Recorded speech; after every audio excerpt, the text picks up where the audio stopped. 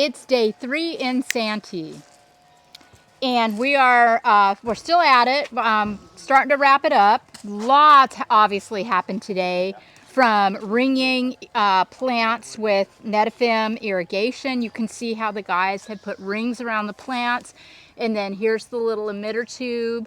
We attach the hard line to that, and that feeds the water into this tube where there are holes about 12 inches apart for a slow drip.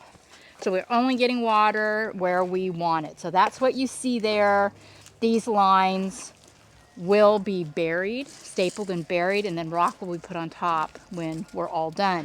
We were able to get all the plants. Well, okay, back up. We had boulders still to move this morning. So remember, we brought in 5 tons of boulder for this approximately 500 square foot garden. And we had 2 left over that we just didn't want, or just didn't work in. We probably could have, but it gets a little complicated, logistically. So we just said, forget it. We're going to place those boulders out front. It's a big yard. We have our tapestries. Gordon worked out most of this tapestry. Gordon Hannah, absolutely stunning. Tapestries are so nice in a little specimen garden, just to add some brush strokes of personality. I've got Miguel working on the tapestry up here under the Bainesy eye. And color, color, color, color. We decided to go with Cali Gold for our top dressing rock on this project. I'm also going to be bringing in some black burgundy, some burgundy 3/4 inch rock, sorry about that, to splash around places. This is El Cajon, or Santee. It is going to get hot. So remember, if you live in a hot area, you don't want to do an abundance of dark rock because it absorbs heat, where the lighter rock repels it. So that's kind of a cute little tip for you too. So what sizing did you do? So we did a 3/4 inch up here in the frame, what we're calling the frame. And Gordon had a great idea to use some of the old flagstones kind of right up here at the step up, which looks really pretty, but the joints were kind of narrow, so we took 3/8 inch Cali Gold to do between the joints. And we're also going to do 3/8 down in the garden proper with 3/4 burgundy as an accent. We have right now, all of our plants in place. Another tapestry that Hannah did here. It's beautiful. And you can see these piles of rubble that are starting to come in. This is the next step. After we've mounded, we've planted, we've irrigated, we've done our rocks. Then we come in and we throw down these 6 to 12 inch pieces of rubble. I like to do this before I top dress so that the rocks are a little bit buried in the top dressing and not just laying right on top. So we have a whole basket of these. These aren't staying right here. These are going to be scattered throughout the design. We're kind of waiting on the irrigation to get laid out before we start throwing these down too aggressively. So what's left? Oh, and we also planted out the beautiful statement pot here with a lot of flaming color. And that isn't irrigated. No, it's not irrigated. I'm not a fan of irrigating pots, you know that. It's difficult to regulate the irrigation in a pot. It's going to go off just as long as the irrigation in the landscape, and it tends to get too wet. Not to mention, I don't love the look of drip lines. I hate the look of drip lines. So the client is very, very happy to come out as needed, maybe once a week, every 2 weeks, every 3 weeks, depending on the time of the year, and just shoot a little water on this. And it's really fun also, and I highly recommend, even in an irrigated garden, to come out with the hose, set your nozzle to shower, and just rinse off the rocks, rinse the dust off the plants. Just have fun, be gentle, but there's nothing prettier than a clean garden that's just been watered, wetted down. So that's the idea there. After the irrigations, I don't know. I don't know how far we'll get. I'll probably get most of the things irrigated, but tomorrow will be finished work with burying the lines and then putting down the 3/8 inch rock, and then my brush strokes with the burgundy. Can you point out which rocks or which plants are not going to be irrigated?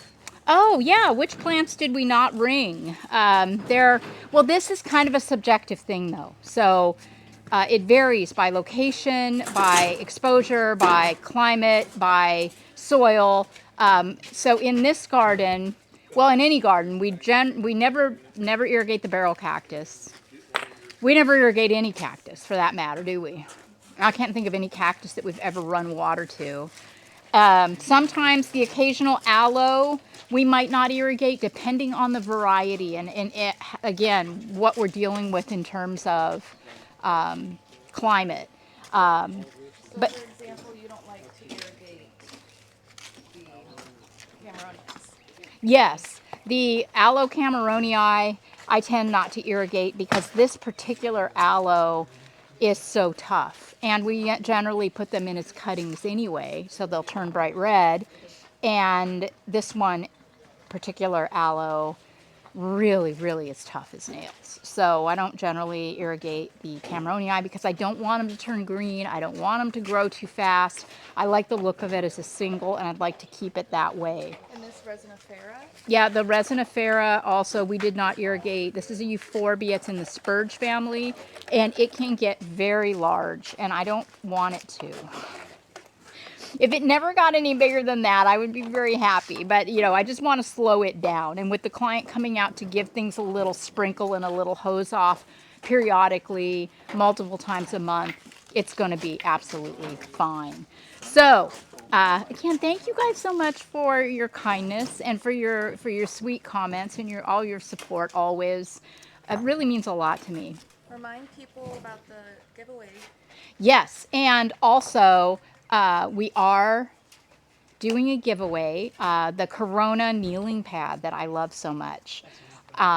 Please leave a comment On the YouTube. on the YouTube video. Which one? That particular, which is what video was it? The maintenance at John. Oh yeah, the ultimate maintenance guide video that we uploaded a few days ago on YouTube. It's at my son John's place, and At the very end of the video. yeah, at the very end of the video, we give the details about the contest and how you could win one of those incredible kneeling pads. And you can also go on Instagram. Yes, and on Instagram at Laura Loves Succulents.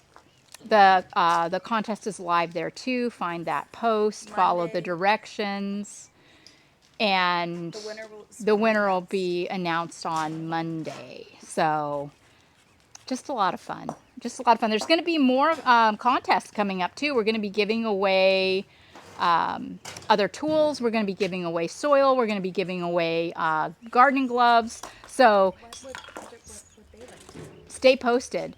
And also, I'd be really, really interested to know, and you can comment on this video, what you might be interested in winning. Hey, you know, it's Christmas. I feel like Oprah.